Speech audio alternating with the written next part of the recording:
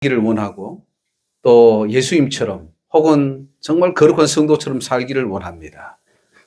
그런데 마음에는 원이로되 육신이 약해서 그렇게 하지 못할 때가 너무나 많은데, 그 이유는 우리 속에 생명의 말씀으로 충만이 돼야, 깨달음이 넘쳐야 변화된다는 사실입니다. 아무리 변하려고 해도 내 속에 지식이 없고 말씀이 없고 이 깨달음이 없으면 변화되지가 않습니다.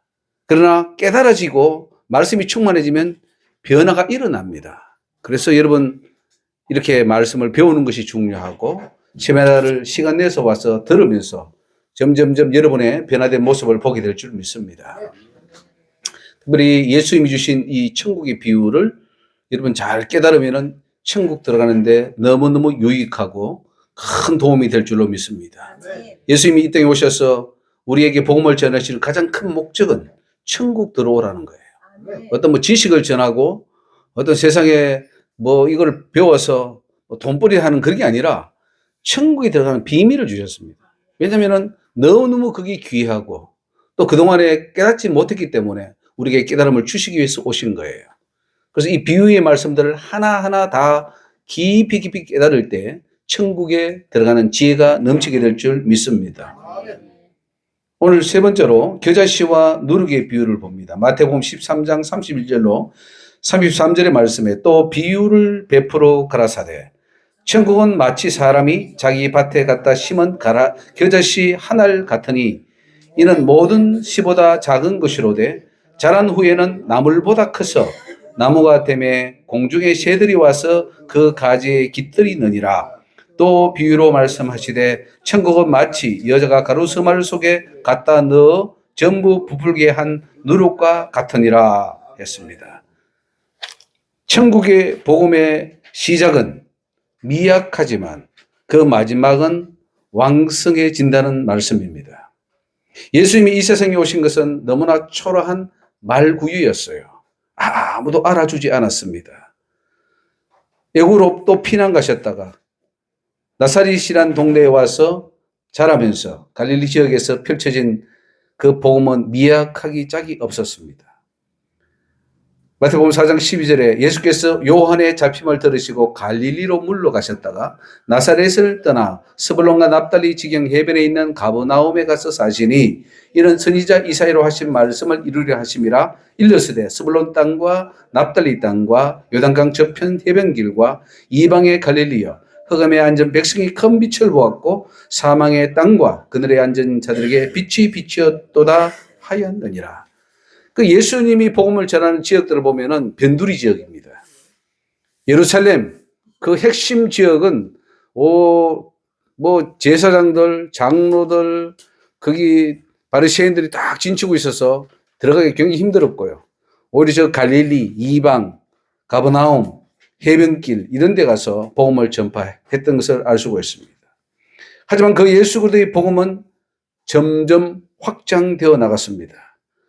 오병이어의 기적에는 5,000명의 사람들이 모였고 또 초대 교회로 가면 3,000명, 5,000명이 확장되어 나가는 그런 것을 볼 수가 있습니다.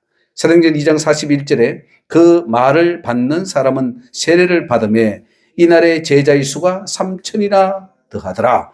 저희가 사도의 가르침을 받아 서로 교제하며 떡을 떼며 기도하기를 전혀 힘쓰니라 그랬습니다. 초라하게 복음을 전파했던 그 복음의 씨앗이 점점 떨어져서 12 사도를 통하여 또 복음 전파자를 통하여 퍼져나갔는데 이제는 역사가 일어난 겁니다. 그래서 3,000명이 되고 5,000명이 되고 저는 이 목표를 두고 우리도 기도해야 될 줄 믿습니다. 지금 많은 복음이 있다지만은 그 복음이 진짜 복음이 아니고 가라지 복음이라면 우리는 진짜 복음을 뿌려야 되지 않겠습니까? 근데 우리가 그 복음의 주체자가 되어서 뿌린다면은 우리 하나님께서는 우리 지금 갈릴리 같은 지역인데 여기서 뿌린 복음의 씨앗들이 이제는 3,000명이 되고 5,000명이 되고 5만 명이 되고 퍼져나가는 역사가 될 줄 믿습니다. 하나님께서 지금 가장 노심초사하시는 것은 하나님께서 무슨 노심초사하실까 하지만은 노심초사하십니다. 왜 그런가 하면은 우리 인간에게 맡겨줬거든요. 복음 전파하는 것도 맡겨주셨고 또 각 개인이 구원도 개인에게 맡겼어요. 그래서 우리가 해야 되는 그 일이기 때문에 그걸 못할까 봐서, 그걸 못해서 천국에 못 올까 봐, 그게 노심초사하는 거예요. 전지전능하신 하나님은 다 하실 수 있어요. 그런데 우리에게 맡겨주신 그 부분을 우리가 해야 되는 그 부분에 대해서는 노심초사하시는 거예요. 그래서 우리가 다 천국에 들어가서 천국 백성이 되어야 됩니다. 빨리 우리는 천국을 확장시켜야 돼요. 우리 하나님 나라가 완성이 되어야 되지 않습니까? 그래야 예수가 왕으로서 예수님이 왕이 되고 우리는 거기에 예수님을 따라다니면서 왕노릇하면서 영원히 그 나라를 세울 텐데 들어가는 자가 너무 적어요. 지금 소수예요. 이게 반대가 돼야 됩니다. 지옥 가는 자는 소수가 되고 천국 들어가는 자는 다수가 돼야 된단 말이죠. 이 복음의 역사를 저와 여러분들에게 사명으로 주신 줄 믿습니다. 그래서 이 초대교회에 나타났던 이 역사들이 다시금 이 말세지 말에 일어나야 될 줄로 믿습니다. 이처럼 하나님의 나라는 시장은 미약하지만 갈수록 점점 지경이 넓어지고 확장되어 나간다는 것을 알 수가 있죠. 마태복음 13장 31절에 비유를 베풀어 가라사대 천국은 마치 사람이 자기 밭에 갖다 심은 겨자씨 하늘 같다. 겨자씨는 그 가루 같은 씨예요. 아주 뭐 불면은 날아가 버리는 보이지도 않는 그런 아주 작은 분말 같은 씨인데 그 작은 씨가 자라면 어떻게 되느냐? 한 뭐 1.5m, 2m 뭐 더 이상 커서 굉장히 큰 이제 나무처럼 돼서 새들이 와서 깃들인다는 거죠. 천국이 바로 그렇게 성장한다는 거죠. 우리가 여기서 전파한 이 복음의 씨앗이, 이 말이 점점점 확장되어서 큰 힘을 이뤄서 사탄의 세력을 무너뜨리고 흑암의 세력을 빛으로 밝히면서 점점 하나님 나라가 확장되어 나가는 것을 주님이 말씀하고 있습니다. 이렇게 해 나가라는 것이죠. 따라서 우리도 천국 복음을 확장시켜 나가는데 동참하고 일조해야 하는 의무가 있습니다. 우리 해야 할 일이 뭘까요? 우리가 해야 할 일이 많이 있습니다. 그러나 가장 우리가 핵심적인 그것은 하나님 나라를 위해서 일하다가 가는 겁니다. 그거는 목사만이 아니고 선교사만이 아니고 전도사만이 아니에요. 모두가 다 해야 될 일이에요. 왜냐하면 우리는 천국 백성이기 때문에, 그리고 우리의 집이 우리가 일한 대로 지어지기 때문에 누구든지 주의 일을 하고 가야 됩니다. 아직도 복음은 더 확장되어 나가야 합니다. 더더욱 참된 진리의 말씀이 전파되려면 더 많은 일꾼들이 복음을 전파해야 하는 숙제가 놓여 있습니다. 사도행전 1장 8절 말씀 우리 같이 읽습니다. 오직 성령이 너에게 임하시면 너희가 권능을 받고 예루살렘과 온 유대와 사마리아와 땅끝까지 이르러 내 증인이 되리라 하시니라. 우리 예수님의 계획입니다. 점점 예루살렘에서 사마리아로 온 유대로 또 나아가서 저 땅끝까지 내 증인이 되는 것. 오늘 이 일을 우리가 이루어야 될 줄 믿습니다. 또 비유로 말씀하시되 천국은 마치 여자가 가로수말 속에 갖다 넣은 전부 부풀게 한 누룩과 같다. 누룩인 소다죠, 소다. 요즘 시면 크게 부풀어낸다 그죠. 확장되어 나간다는 말입니다. 오늘 우리의 이 작은 세미나의 모임이 확장되어 나가야 됩니다. 그래서 오늘 어떤 대구에 있는 어떤 목사님이 전화 와가지고 천안에서 세미나 하자고 이제 그러면서 저한테 이야기를 하던데 뭐 한 달에 한 번씩 하다가 몇 주에 한 번씩 하다가 매일 해야 되지 않습니까? 뭐 그렇게 말씀을 하셔요. 맞습니다. 매일 해도 우리는 모자라요, 지금. 너무 시간이 촉박합니다.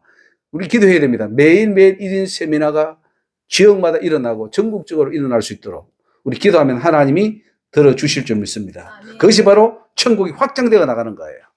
겨자씨처럼, 누룩처럼.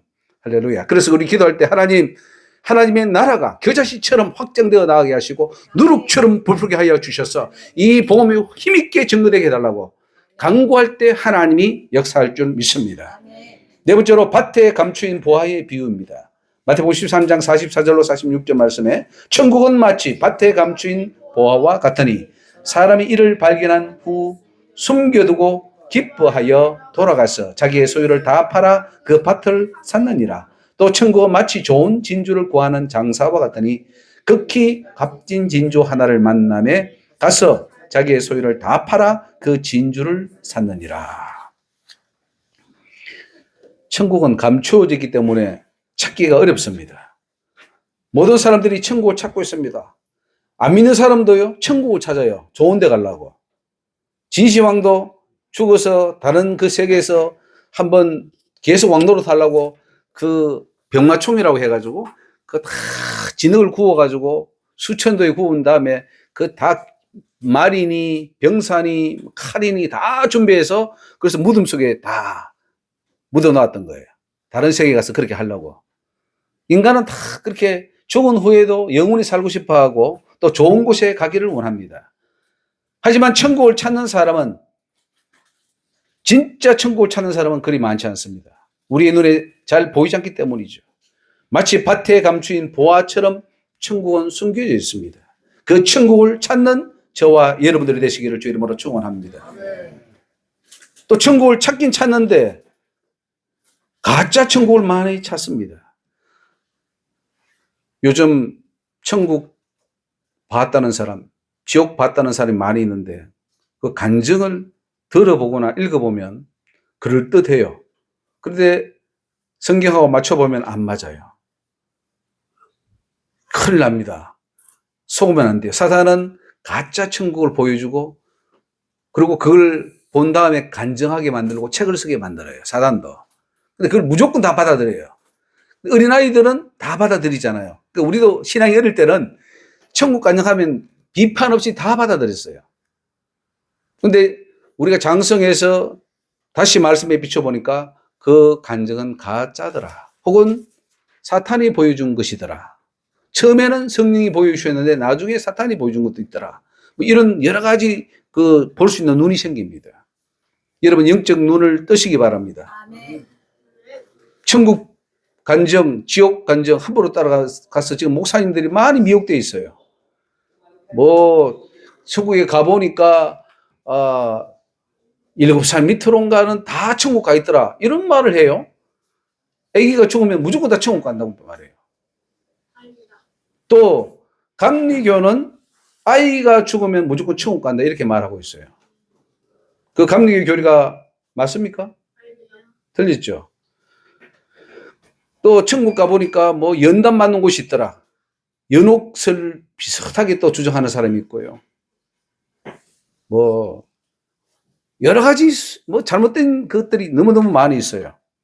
그래서 그거를 이제 우리가 잘 분별해내야 됩니다.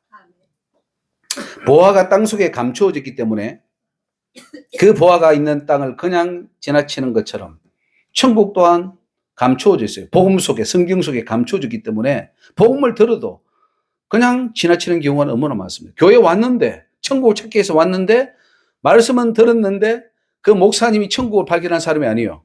그러니까 열심히 설교하고 했는데 천국을 발견을 못하고 그냥 끝나버리는 경우가 허다하단 말이죠.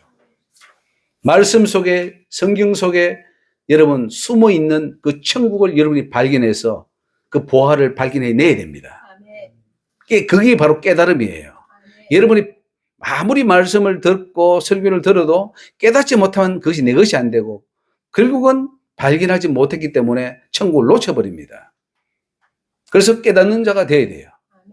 그리고 깨닫는 것만이 내 것이에요. 지식은 내 것이 아니에요. 많은 지식을 갖는다고 해서 그게 내 것이 아닙니다. 내 것은 그 지식을 다시금 깨달아서 내 것이 될 때 그것이 내 것이 되는 것이고 천국도 그때는 내 것이 되는 것이지 피상적인 천국, 뭐 피상적인 예수 열심히 예수 불러봐요. 예수와 상관없어요. 나는 너를 모른다 할 거예요.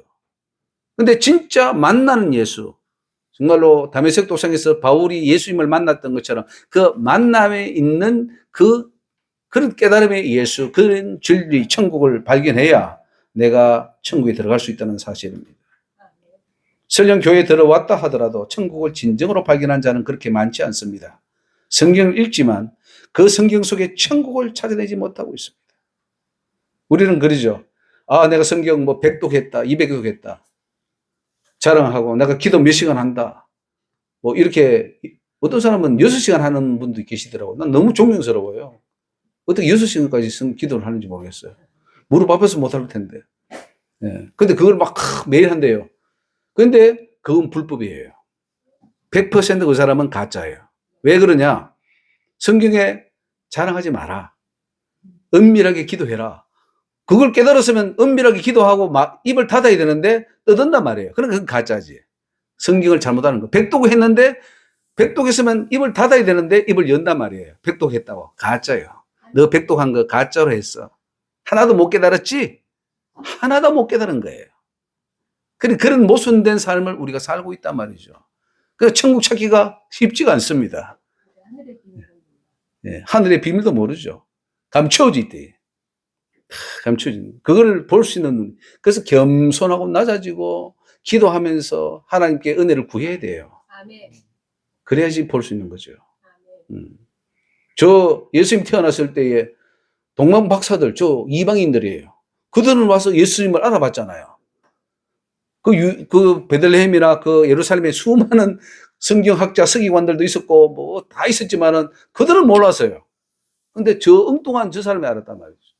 그러니까 아는 자만 안다. 생명으로 인도하는 문은 좁고 길이 협착하여 찾는 이가 적음이니라. 기억하십시오. 생명으로 들어가는 길은 많은 사람이 찾지 않습니다. 여러분, 여기서 선포되는 이 세미나의 진리가 얼마나 여러분 값지고 귀한 건지 하나님 우리에게 너무너무 귀한 걸 주셨어요. 저는 지금 우리가 하는 이 세미나의 내용을 1,000만금을 줘도 나는 안 바꿔요. 너무너무 귀하기 때문에. 안 바꿔요. 바꿀 수가 없어요. 그러나 깨닫지 못하는 사람은 그냥 안 들리니까 몇 번 들어보다가 나가 떨어집니다. 그리고 뭐가 바쁜지 이리 뛰고 저리 뛰고 백날 뛰어봐요. 이걸 모르면서 뛴들 그게 무슨 소용이겠습니까? 많은 사람들이 지옥을 천국으로 착각하고 가는 경우도 많습니다. 잘못된 교리를 믿고 따라가는 사람들이 여기에 속한다고 할 수 있습니다. 좁은 문으로 들어가라. 멸망으로 인도하는 문은 크고 그 길이 넓어 거리로 들어가는 자가 많다 그랬습니다. 여러분, 감추어진 천국을 우리 꼭 찾읍시다. 말씀을 깨달아야 찾는 거예요.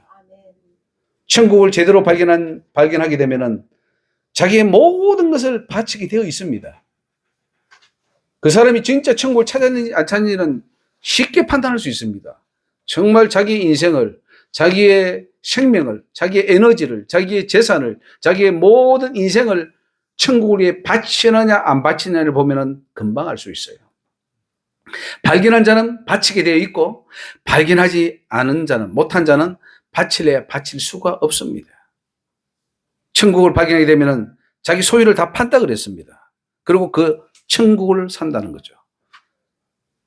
천국은 마치 밭에 감추인 보화와 같으니 사람이 이를 발견한 후 숨겨두고 기뻐하여 돌아가서 자기의 소유를 다 팔아 그 밭을 샀느니라. 오늘 저와 여러분들이 이런 은혜가 있기를 주 이름으로 축원합니다. 다 팔아서 정말 천국을 위해서 내가 이제 가겠습니다라고 하는 그런 참 결단이죠. 천국은 이 세상 그 어떤 것과도 비교할 수 없습니다. 바꿀 수가 없습니다. 그래서 자기의 이 세상의 모든 것을 다 팔아서라도 반드시 그 천국을 살 수밖에 없어요. 아니, 그 천국은 돈으로 치면 이 지구를 다 팔아도 살 수 없는 그 천국인데 그걸 발견하고 내 작은 재산, 얼마 되지 않는, 몇 푼 되지 않는 그 재산을 안 판단 말입니까? 내 인생을, 내 짧은 이 목숨을 주님을 저 천국을 위해서 안 바친단 말입니까? 바치게 돼 있어요. 사도들을 보십시오. 바울을 보십시오. 그 천국을 발견했기 때문에 자기 모든 것을 다 바치는 거예요. 난 죽어도 좋아. 왜? 천국이 있기 때문에. 그리고 이 천국의 보화는 바로 예수 그리스도를 말합니다. 우리는 참 이 신앙생활의 관점을 잘 가져야 됩니다. 신부가 결혼을 하는데 두 가지 관점이 있어요. 하나는 신랑이 너무 좋아서 하는 결혼이 있고, 두 번째는 신랑은 별론데 그 재산이 탐나서 하는 결혼이 있어요. 그렇죠? 또 뭐 정략 결혼도 있고, 그렇습니다. 근데 어떤 결혼을 해야 됩니까? 신랑을 보고 결혼해야 됩니까? 신랑이 가진 그 어떤 재물이나 어떤 조건을 보고 해야 됩니까? 행복하겠습니까? 조건을 보고 하면은. 돈은 가질지 모르지만은 신랑이 마음에 안 드는데 돈 보고 하면은 그렇게 행복한 결혼이 될 수 없겠죠. 자, 우리가 천국이 있는데 좋습니다, 천국. 그래서 우리가 천국 그래요. 제가 그런 사람 많이 봤습니다. 천국 들어가겠습니다, 천국. 근데 나중에 뭐 교회를 떠나버리더라고요. 왜냐면 천국을 따라가면 안 돼요. 예수를 따라가야 돼요. 신랑을 따라가요, 신랑. 신랑을 따라가고 신랑이 좋아야 되고 신랑을 만나고 하면 그 신랑이 가진 집이 천국인데 그럼 천국 자동으로 가게 돼 있는데 신랑은 저쪽 제쳐놓고 천국만 가겠다고요? 가십니까? 그렇지 않아요. 그래서 천국의 보화는 예수 그리스도다. 이게 비밀이에요, 비밀. 천국의 비밀입니다. 여기 보화는 예수 그리스도다. 밭에 감추인 보화는 예수 그리스도입니다. 밭은 천국이고 그 감추인 보화는 예수 그리스도라는 사실이에요. 놀라운 천국의 비밀을 우리 주님이 우리에게 주셨습니다. 사람에게는 버림바가 되었으나 하나님께는 택하심을 입은 보배로운 산돌이신 예수에게 나와라. 보배입니다, 보배. 천국의 보화인 예수 그리스도를 얻게 되면은 천국은 자연히 따라오게 됩니다. 그러므로 우리는 뭘 해야 되느냐? 예수 그리스도를 발견해야 돼요. 예수 그리스도를 최고로 여겨야 돼요. 그분을 만나야 되고 그분과 연합해야 되고 그분과 우리는 혼인잔치를 해야 됩니다. 예수님은 신랑이고 나는 신부가 되고 예수님은 포도나무고 나는 가지가 되고 이 연합이에요. 완전 딱 붙어버리는 거예요. 그래 되면은 자동으로 나는 천국 가는 거예요. 그래 되지 않고 예수님과 떨어져 있으면서 천국 하면 천국은 안 나와요. 그래서 우리 주님이 이런 영적 비밀을 주셨고 천국 들어오라는 것이죠. 또 천국은 마치 좋은 진주를 구하는 장사와 같으니 극히 값진 진주 하나를 만남에 가서 자기의 소유를 다 팔아 그 진주를 샀느니라. 우리는 세상에 주어진 물질로 영원히 없어지지 아니하는 천국을 사야 합니다. 그 천국의 보화인 예수 그리스도를 얻어야 합니다. 그래서 여러분 모든 것을 예수께 드리세요. 예수님이 조건적 사랑을 우리에게 주십니까? 무조건적 사랑을 주십니까? 조건적입니까? 무조건적입니까? 정신을 차리고 정확하게 대답하시기 바랍니다. 우리는 뭐 아가페라 그래가지고 무조건적으로 한다는데 하나님은 모든 문장 속에 조건이에요. 이렇게 하면 이렇게 하리라. 이렇게 하면 이렇게 하리라. 이렇게 하지 않으면 이렇게 하지 않으리라. 조건문을 썼는데 우리는 아가페로 무조건 사랑한대요. 나는 죄인이라도 우리 주님은 아가페 사랑으로 나를 사랑하기 때문에 난 천국 간다. 이렇게 믿어버려요. 참 좋은 하나님이죠. 마음도 넓으시죠? 아닙니다. 우리 조건적 하나님이에요. 우리가 짝사랑하지 않죠. 우리가 하나님을 목숨 바쳐 사랑해야 하나님도 우리를 구원해 주십니다. 즉 하나님이 네 목숨을 버리지 아니하면 나에게 올 수 없다. 아버지께로 갈 수 없다. 이 말을 합니다. 아니 목숨 안 버려도 가게 해줘야 하나님 은혜 아닙니까? 목숨을 안 버려도 신사참배하고 무상숭배해도 천국 가게 해주셔야 그게 은혜잖아요.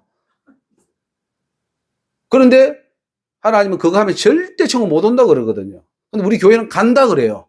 그거 해도 가. 걱정하지 마라고 하고 예수님은 절대 못 온다 하고 지금 이게 대체가 돼 있어요. 근데 성경에 그거는 초등학생들로 읽으면 다 알 수 있는 문장인데 그렇게 목사님들이 모르고 교회가 모르고 있단 말이에요. 네. 무조건적 사랑 뭐 이런 식으로 해서 믿으면 간다 뭐 이런 이상한 논리를 가지고 덮어버리는 거예요. 그러니까 이게 판단력이 안 서는 거죠. 여러분 내 생명을 주님께 드리지 않는데도 천국 갈 수 있습니까? 뭐 그러잖아요. 네 목숨을 버리지 아니하면 나에게 올 수 없다 이렇게 말했는데 목숨 버린 적 없어요. 왜 하나밖에 없는 내 목숨을 버려? 나는 살아야 되겠어. 누릴 거 누리고 다 즐길 거 즐기고 다 하고 예수님이 내 대신 죽어주셨으니까 나는 그 공도로 가는 거야 라고 하는 이 잘못된 믿음을 가져버리면 그 사람은 지옥입니다. 확실히 지옥 가요. 왜냐하면 목숨을 안 버릴 거니까. 그런데 주님의 조건은 목숨을 버려야 돼요. 여러분 다 드려도 뭐 돈도 드리고 시간도 드리고 다 드렸다. 마지막 하나 남은 게 있어요. 너 그거 내놔라 이거야. 주님은 마지막 네가 아끼는 가장 귀한 거 그거 내놓아야 내가 천국 줄 수 있다는 거죠. 그게 뭐냐? 목숨인 거예요. 우리 목숨 하나밖에 없잖아요. 두 개도 없어요. 하나밖에 없어요. 근데 그 목숨을 내놔라. 그래서 목뱀을 받은 자들이 천국에 올라가 있습니다. 피를 흘린 자들이 올라가 있어요. 그러니 순교 안 하고 올라갈 수 있겠습니까? 목숨 내놔라는데. 그리고 주님이 이렇게 말씀합니다. 너의 그 짧은 인생, 6, 70, 80살은 그 짧은 생명, 그 목숨 내주면 내가 영생을 준다. 영원한 생명을 주겠다. 바꾸자. 나하고 바꾸자. 너의 그 짧은 목숨 주면 내 줄 텐데, 나 영생을 줄 텐데 바꿀래, 안 바꿀래? 많은 사람은 안 바꾼답니다. 안 바꾸고, 하나밖에 없기 때문에 주님 절대 안 됩니다. 이거는 안 돼요. 라고 합니다. 전부 다. 다 그래요. 근데 주님 내가 목숨 드릴게요 한 그 사람은 주님이 그러면 영생 줄게 이렇게 되는 거예요. 오늘 여러분 우리는 중대한 결단의 기로에 서 있습니다. 자, 어떻게 하시랍니까? 목숨을 드리고 영생을 받으랍니까? 아니면 주님 내 하나밖에 없는 목숨은 절대 안 됩니다. 나는 이대로 두십시오. 라고 할 겁니까? 그리고 마지막 가서 한번 두고 봅시다. 그때 어떻게 될지 모르겠으니 되게 이렇게 믿어요. 예수를. 결단하지 않는다는 거죠. 목숨을 걸고 가지 않겠다고 하기 때문에 신앙도 미지근하고 다 지옥길로 가고 있는 거예요. 주님은 그를 받지 않습니다. 주님은 최고의 것을 요구하거든요. 네 목숨을 요구해. 네 하나밖에 없는 네 독자 이삭 그거 바쳐. 그거 바쳐야 주님이 인정하는 거지. 그거 안 바치면 아무리 아브라함이라도 하나님 버리십니다. 왜? 너는 나보다 네 아들 더 사랑하잖아. 네 처자나 형제나 부모를 나보다 더 사랑하는 자는 내게 합당치 않다 그랬습니다. 그건 결국 천국에 못 온다는 말이에요. 이렇게 하나님이 조건을 엄청나게 엄격하게 해놓았음에도 불구하고 우리는 그 조건을 와해시켜버렸어요. 다시 바꿔야 됩니다. 정신을 차리십시오. 여러분이 정말로 목숨을 바치겠다는 결단을 가지고 정말 하나님 앞에 나아갈 수 있기를 주 이름으로 축원합니다. 우리는 세상에 주어진 물질로 영원히 없어지지 아니하는 천국을 사야 하고 그 천국의 보화인 예수 그리스도를 얻어야 하겠고 그것이 천국 들어가려고 하는 자들이 취할 행동이라는 거죠. 누가복음 16장 9절에 내가 너희에게 말하노니 불의의 제물로 친구를 사기라. 그리하면 없어질 때에 저희가 영원한 처소로 너희를 영접하리라. 다섯 번째로 물고기와 그물 비유 있습니다. 마태복음 13장 47절에 또 천국은 마치 바다에 치고 각종 물고기를 모으는 그물과 같으니 그물에 가득함에 물가로 끌어내고 앉아서 좋은 것은 그릇에 담고 못된 것은 내어버리느니라. 세상 끝에도 이러하리라. 천사들이 와서 의인 중에서 악인을 갈라내어 풀무불에 던져 넣으리니 거기서 울며 이를 갈미 있으리라. 그러니까 반드시 심판이 있죠. 천국이 있고 지옥이 있습니다. 천국과 지옥의 심판은 이 중요한 명제입니다. 행위의 결과가 기준이다. 행위가 심판의 기준입니다. 그래서 행위 심판이에요. 지금 교회들은 행위 심판하면은 이단으로 몰아붙이고 잘못됐다 그래요. 그런데 성경은 예수님은 행위 심판을 말하고 있어요. 그렇게 얼마나 교회들이 예수님을 대적하고 있냐고요. 즉 그리스도가 누굽니까? 666 아니에요. 교회입니다. 교회가 지금 666 아닙니까? 교회 교리를 다 바꿔놓고 구원론을 바꿔버렸어요. 사탄이 바꿔놓은 것을 다 따라가고 있어요. 천국 갈 것인지 지옥 갈 것인지 각 개인에게 미리 결정됐습니까? 아닙니다. 사람이 죽기 전까지는 천국과 지옥이 미리 결정되어 있지 않습니다. 이것을 전제해야 정신 차리고 예수 믿지. 다 결정되어 있다 하면은 태어날 때부터 결정되어 있고 태어나기 전에 결정되어 있다 한다면은 누가 노력하겠습니까? 지옥 갈 사람은 아이고 나는 지옥 갈 운명이니까 이렇게 살다가 갈란다 할 것이고 천국 가기로 결정된 사람은 내가 이렇게 살든 저렇게 살든 천국 갈 것이니까 나는 내 마음대로 살다가 갈 것이다. 이렇게 할 거 아니에요. 그러니까 도덕적, 윤리적 타락을 가져오게 되고 하나님의 진리가 무너져 버리고 계명 준수는 저 물 건너가 버리는 거예요. 사람이 죽기 전까지는 천국, 지옥 아무도 모릅니다. 그것은 하나님도 자신이 그 자신을 배워놨어요. 이 사람이 구원받을지 안 받을지를 하나님은 갈로 해놨단 말이에요. 미리 결정하지도 않으시고, 왜냐하면 그거는 우리의 행동, 선택에 따라 하나님이 결정하시기 때문에 미리 결정해 놓은 거 아니라는 거예요. 그러니까 심판이죠. 안 그러면 심판이 끝나버렸는데? 심판이 끝났는데 무슨 또 심판을 합니까, 그러면? 말이 안 되지요.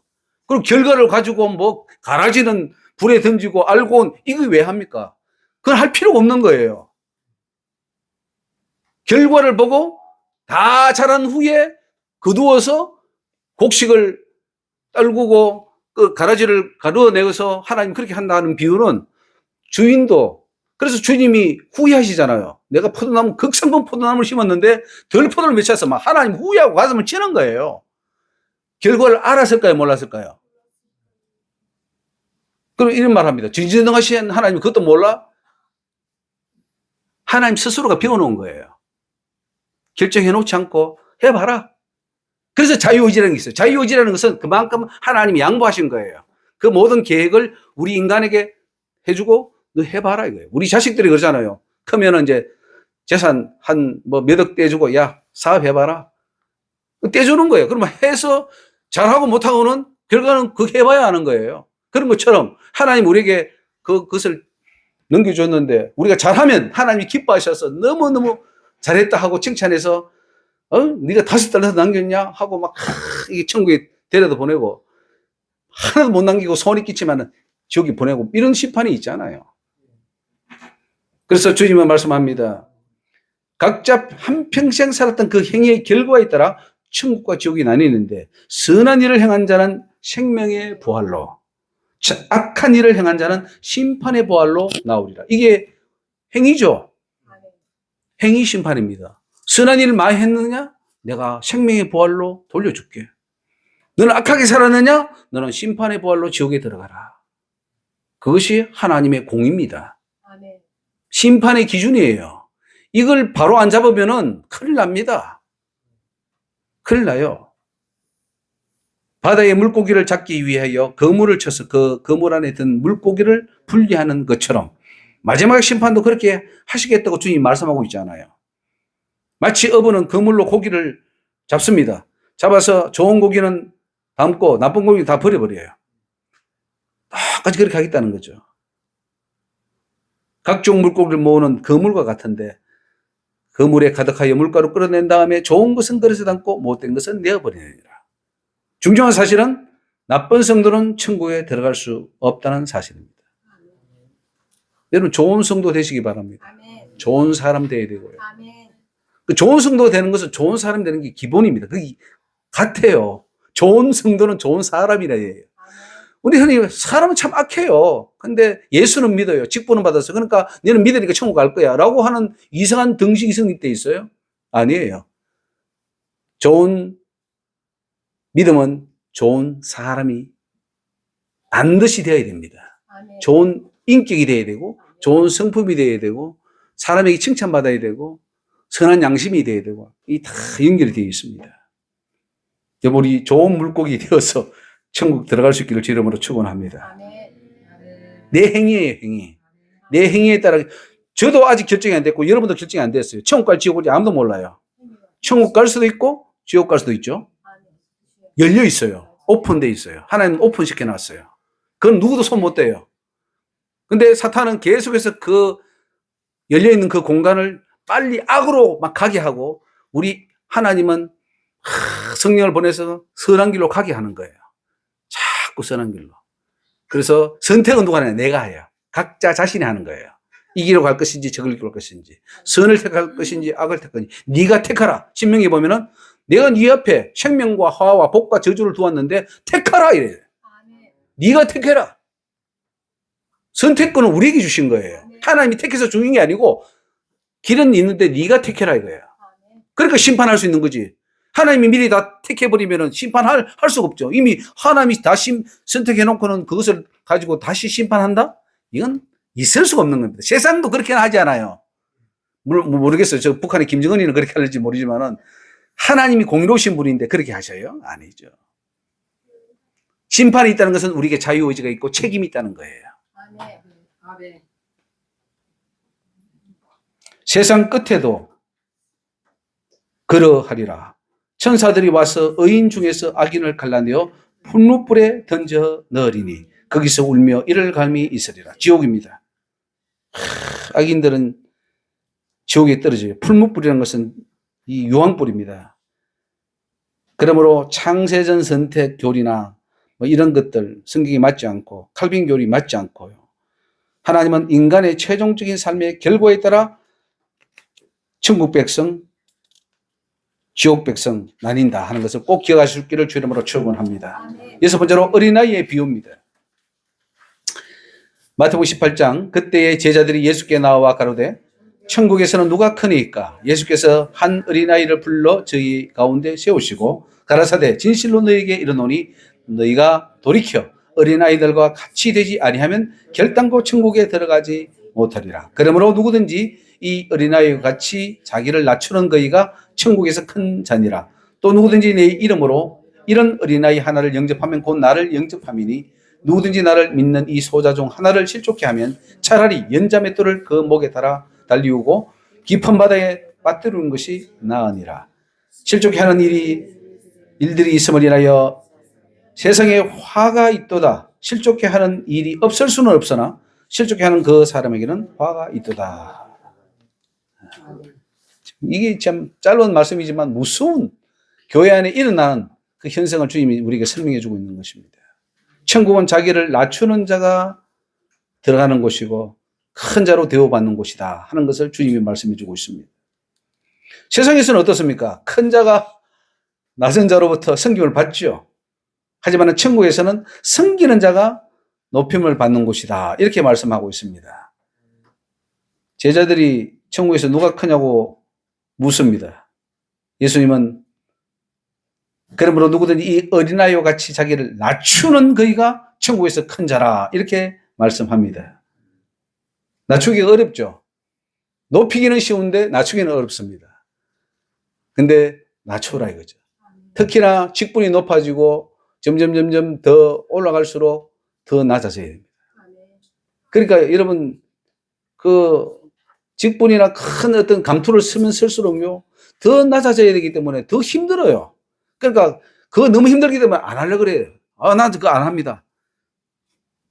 뭐 회장, 총회장, 뭐 어떤 그 높은 직위를 주고 이런 게 굉장히 위험한 자리예요. 타겟이에요, 타겟. 사단이 공격할 수 있는 타겟이고 예수님께 정죄받아서 지옥 떨어지기 딱 좋은 자리예요. 이 목사만 해도 지옥 떨어지기 딱 좋은 자리예요. 차라리 평신도는 좀 안전해요. 그래도 뭐 알아주지도 않고 뭐 그러니까 교만할 기회도 별로 없어요. 가끔씩 속에서 불뚝불뚝 교만이 올라오긴 하겠지만 근데 앞에 있는 설 사람일수록 더 그런 위험에 노출되는 거죠. 큰 자는 낮춰야 되는데 높은 데서 낮아지기가 얼마나 어렵습니까? 근데 예수님은 말씀합니다. 어린 아이들과 같이 되지 않으면 천국에 들어갈 수 없다. 이야, 이게 참 충격적입니다. 한 어린아이를 세우시고 가라사대 진실로 너희에게 이르노니 너희가 돌이켜 어린아이들과 같이 되지 않으면 여기 부사를 하나 붙이는데 이게 부사가 결단코라는 말입니다. 결단코. 야, 그냥 아닙니다. 100% 못 들어간다 이 말입니다. 결단코 천국에 들어가지 못한다.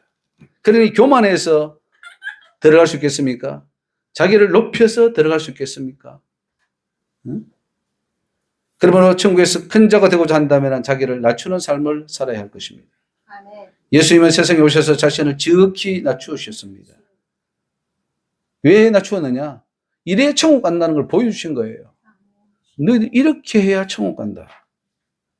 죽기까지 복종하셨습니다. 그렇게 하심으로 천국에서 가장 높은 자리에 올랐습니다.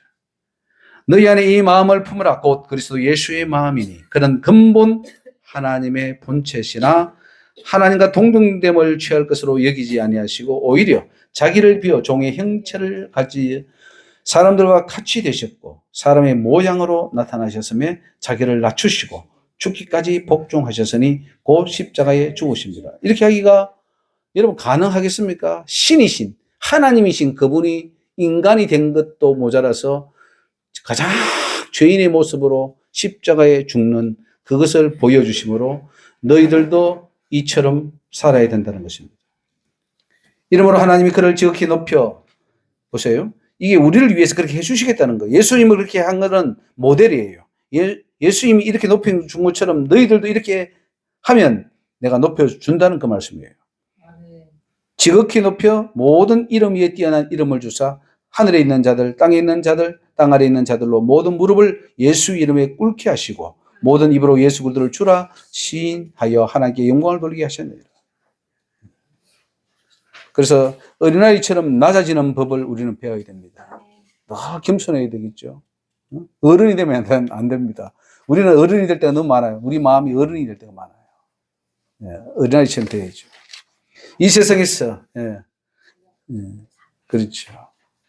이 세상에서 한 영혼이라도 실족시키면은 천국에 들어갈 수 없다 하는 것을 주님이 말씀합니다. 예수님은 여러 모양으로 우리에게 나타날 수 있습니다. 예수 이름으로 누구든지 영접하면 그것 예수를 영접하는 것이 된다고 하셨습니다. 그것은 곧 주변에 있는 사람들의 그 모습, 그 사람들에게 해주는 것이 바로 또 예수님이 나에게 다가온다는 것이죠. 마태복음 18장 5절에 누구든지 내 이름으로 어린아이 하나를 영접하면 곧 나를 영접함이라. 예수님이 멀리 계신 게 아니죠. 바로 내 옆에 계시고 바로 나에게 다가오는 그 모습이 바로 예수 그리스도의 모습이라 생각하면 됩니다. 그래서 우리는 누구든지 다 참 사랑하고 겸손하게 대하고 따뜻하게 대하고 다 해줄 필요가 있는 거예요. 언제 누가 예수님이 어떤 모습으로 올지 모르니까 모든 사람에게 다 잘해줄 수밖에 없는 거죠. 만약 예수님을 믿는 어린아이 하나를 나의 잘못으로 인해 실족하게 한다면 그것은 곧 또 예수님을 그렇게 하는 것이 되기 때문에 천국에 들어갈 수 없습니다.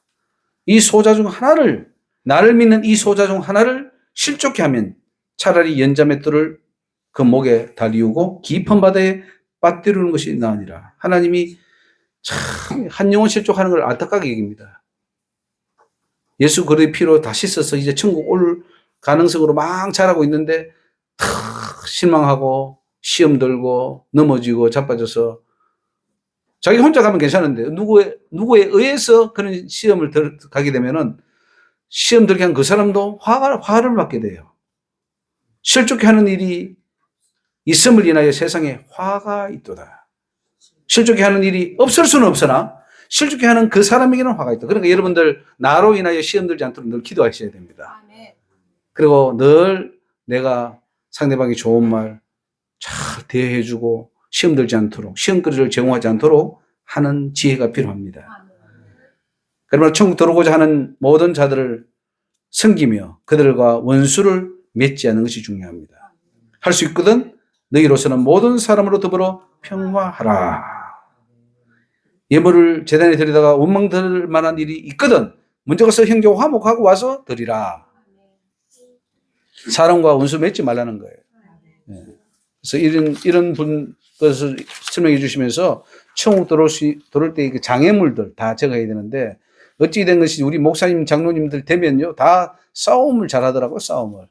목사는 장로를, 장로는 목사를 어른거리고 또 이 목사는 저 목사를, 저 목사는 이 목사를 교단 안에서도 막 호남파, 영남파, 뭐 충남파, 서울파 뭐 나눠서 서로 싸우고 천국 갈 목사님들이 잘 안 보여요. 네. 참 안타까운 일이죠. 예수가 들어갔는데 잘못된 예수가 들어간 거예요. 하긴 사람의 가르침을 받았으니 그들에게 예수의 모습이 나오겠습니까? 사단의 모습이 나오죠. 사람이 가르치면 사단이 준 가르침인데 그 사단이 준 교리를 먹으니까 사단의 모습이 나오는 거예요. 어른거리고 잡으려고 그러고 죽이려고 그러고 그 뭐 바리새인의 모습이 나오고 장로들의 모습이 나오고 다 그 사단의 모습이 나와요. 예수의 모습이 잘 안 나와요. 저와 여러분은 말씀을 먹을수록 예수의 모습이 나와야 됩니다. 아멘. 자, 1만 달란트 탕감받은 자의 비유를 주님이 주셨습니다.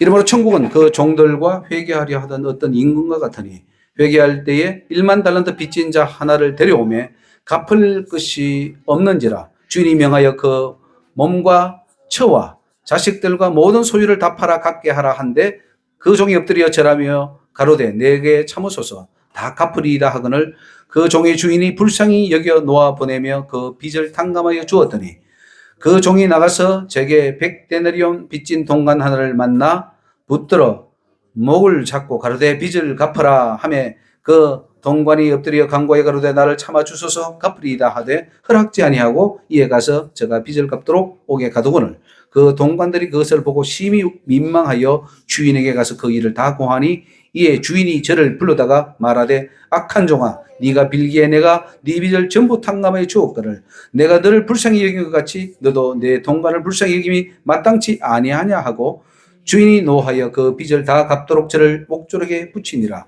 너희가 각각 중심으로 형제를 용서하지 아니하면 내 천부께서도 너희에게 이와 같이 하시리라. 첫째로 천국 들어가려면 먼저 죄의 빚을 다 탕감받아야 됩니다. 이미 지은 죄는 어떻게 할 겁니까? 이 지은 죄, 내가 한평생 살아오면서 지은 죄가 산적되어 있을 텐데 그것이 리스트에서 지워져야 됩니다. 하나하나 그건 예수님이 지어주셔야만 되는 거지 내가 뭐 지운다고 지어지는 게 아니에요. 예수님이 지어주셔야 되는데 그거는 예수의 피밖에 없어요. 그러니까 그걸 다 탕감받는 사람은 진짜 하나님의 큰 은혜를 입은 거죠. 1만 달란트로 치면은 한 달란트가 여러분 만약에 1,000만 원이라고 치면은 1만 달란트는 얼마입니까? 빨리 계산해 보세요. 1,000만, 억, 10억, 100억, 1,000억이네. 1,000억의 빚이 있다 치면 그 빚을 내가 갚겠습니까? 평생 일해도 못 갚아요. 그런데 빚을 그래 다 갚아준다 하고 탁 없애준 거예요. 얼마나 고맙습니까? 너무너무 뛸 듯이 기쁘죠. 그런데 그 임금이 그 종을 불쌍히 여겨서 다 탕감해 주었고 그 어떤 노력의 대가를 지불한 것이 아닙니다. 그냥 불쌍히 여겨서 빌기에 회개하기에 탕감해 준 거예요. 그걸 칭이라 그럽니다. 값없이 의롭다 한 거죠. 너무 고마운 일이죠. 그래서 우리 기독교는 뭐 은혜의 종교다 해가지고 우리 아무리 큰 죄를 지어도 우리 예수님 다 용서해 주셨어. 십자가에서 이미 다 도말해 주셨기 때문에 이제 우리는 어떤 죄를 지어도 괜찮아 라고 하는 이상한 교리로 가버렸다는 거죠. 그게 아닌데 지은 죄에 대해서는 하나님이 불쌍히 여기서 용서해 준 거지만 지을 죄까지도 용서해 줬다 이렇게 말해버립니다. 네. 참으로 안타까운 일입니다. 탕감해 줬다. 이 탕감 없애준 거죠. 있는 거 다 없는 것으로 하자. 여러분 우리가 이 은혜를 다 받은 줄 믿습니다. 그래서 로마서에 보면 너희가 어떤 행위로 아닌 값없이 은혜로 너희 죄를 다 용서받았다. 그래서 의롭게 되었다. 이 말합니다. 그건 그 의는 칭이 예수님이 우리가 의로서가 의롭던 게 아니라 의롭다 해준 거예요. 근데 그것만 있으면 다 천국 간다. 이렇게 또 말해버리면 안 된다. 이 말이죠. 그것은 우리가 더 나아가서 진짜 하나님의 의인이 되고자 하는 그 발판을 놔준 거예요. 그 죄를 씻어주셔야 내가 의인으로 이제 살아가면서 의인이 될 거 아니겠습니까? 그렇게 해서 준 것인데 그것만 있으면 다 된다라고 함으로써 구원을 또 상실시켜버리는 잘못으로 가고 있습니다. 그러면 그가 세상을 창조할 때부터 자주 고난을 받았어야 할 것이로되 이제 자기를 단번에 제사로 드려 죄를 없게 하시려고 세상 끝에 나타난다. 그 예수님이 오신 것 우리 죄를 없애 주시는 거죠. 그래서 믿기만 하면은 용서해 주신다 하는 그 놀라운 은혜를 우리에게 주신 것은 사실입니다.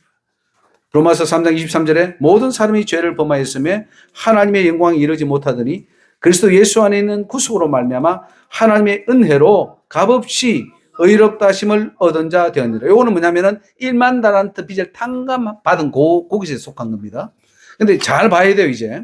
이걸 잘못 이해해버리면은 정말 큰 오류에 빠집니다. 자, 그런데 용서받은 자가 나가서 자, 다른 사람에게 대해서는 어떻게 하느냐. 이게 중요합니다. 이 사람의 구원은 아직 결정된 게 아니에요. 이 빚이 탕감은 받았지만은 언제 다시 소환될지 모릅니다. 자, 다른 사람의 죄를 자기처럼, 자기도 용서받은 것처럼 용서해 주어야 그것이 계속 효력이 유지되는데 어떻게 했습니까? 그렇게 하지 않았죠? 그 종이 나가서 제게 100데나리온 빚진 동관, 이 100데나리온 3개월치 월급입니다. 목을 잡고 빚을 갚으라. 동관이 한 번만 받으려 하니까 그냥 감옥에 씹어 넣어버렸습니다. 자기는 1만 달란트 빚진 것을 탕감받고 상대방에게는 3개월치 월급을 그것도 용서하지 못해서 감옥에 집어넣는 행위를 해버린 거죠. 이게 오늘 우리 크리스찬의 모습입니다. 우리는 엄청나게 하나님 앞에 지옥 갈 죄를 용서받고서도 우리는 형제 하나 용서 못하고 삐지고 교회 안에서 권사끼리 싸우고 목사와 장로끼리 그것도 용서 못하고 그게 바로 이거 하나 용서하지 않는다는 거죠. 자, 그러면 어떻게 되느냐? 절대 천국 못 가죠. 아무리 예수 믿어서 못 가는 거죠. 그래서 중요한 것은요, 우리가 하나님으로부터 용서받는 칭의가 있어야, 칭의로운 의, 칭해주는 의입니다. 그 의가 있어야 되지만은 그 의를 받은 자는 이제 내 의를 쌓아서 가야 된다는 사실입니다. 왜냐면 아까 말했듯이 우리는 마지막 가서는 행위 심판을 받거든요. 행위 심판을 받기 때문에 내 행위가 의로워야 됩니다. 그 행위, 우리가 노아도 그렇고요, 욥도 그렇고 다 자기 행위로 의롭다함을 받았습니다. 그렇죠? 그래서 우리가 중요한 영적 비밀을 말씀해 주고 있습니다. 우리가 용서받았기에 우리도 남을 용서해 주는 것. 그것이 하나님의 용서의 법칙입니다. 우리 주기도문에도 있죠? 우리가 우리에게 죄 지은 자를 사하여 준 같이 우리 죄를 사하여 달라고. 예, 맞아요. 그리고 보세요. 처음에는 그게 아니잖아요. 남을 용서해, 하나님 내 죄를 용서해 달라고 그렇게 기도하는 거잖아요. 그 다음에 우리가 살면서는 내가 남을 용서해 줬으니 나도 용서해 달라고 이렇게 기도가 바뀌는 거예요. 그러니까 우리는 반드시 남에게 대한 그 용서가 있어야 됩니다. 그래야 나도 용서받을 수 있기 때문이죠. 마태복음 18장 35절에 너희가 각각 중심으로 형제를 용서하지 아니하면 내 천부께서도 너희에게 이와 같이 하시리라 그랬습니다. 형제를 용서하지 않으면, 네가 용서받은 후에 너도 용서하지 않으면 이렇게 된다. 이렇게 봤을 때 정말 우리가 천국 가는 길이 얼마나 좁습니까? 살면서 원한도 많이 생기고 교회 안에서도 갈등도 많이 생기고 교회가 막 쪼개지잖아요. 교파도 나눠지고 장로교가 지금 뭐 한 30개? 한 300개 되는가 모르겠어요. 다 쪼개졌어요. 원래 하나였는데 다 쪼개져 버렸어요. 다 싸워서 그래요. 그러니 지금 뭐 어떡하겠습니까? 우리는 천국 가는 백성으로서 정말 하나님이 원하는 이 1만 달란트 빚의 그 비율을 보면서 정말 남을 용서해 줄 수 있고 남을 끌어안아 줄 수 있는 그런 넓은 마음이 되어야 되겠다는 거죠. 아멘. 그것이 예수의 마음입니다. 그래서 예수님처럼 사는 자가 천국에 들어갈 수 있다. 자, 5분 쉬겠습니다. 기도하겠습니다. 할렐루야. 하나님 감사합니다. 이 시간도 주여 주님께서 주신 천국의 비유를 저희들이 깨닫고 천국 가는 귀한 하나님의 백성들로 거듭날 수 있도록 역사하여 주옵소서. 이 비유를 통하여 깨닫는 이 교훈들과 이 영적 비밀들을 깨달아서 하나님이 기뻐하는 귀한 하나님의 백성들이 되게 하여 주시고 이 비밀을 많은 자들에게 전파하여 주께로 나아가는 놀라운 복된 역사들이 일어나게 하여 주시옵소서. 감사하고 예수 이름으로 기도 올려옵나이다. 아멘.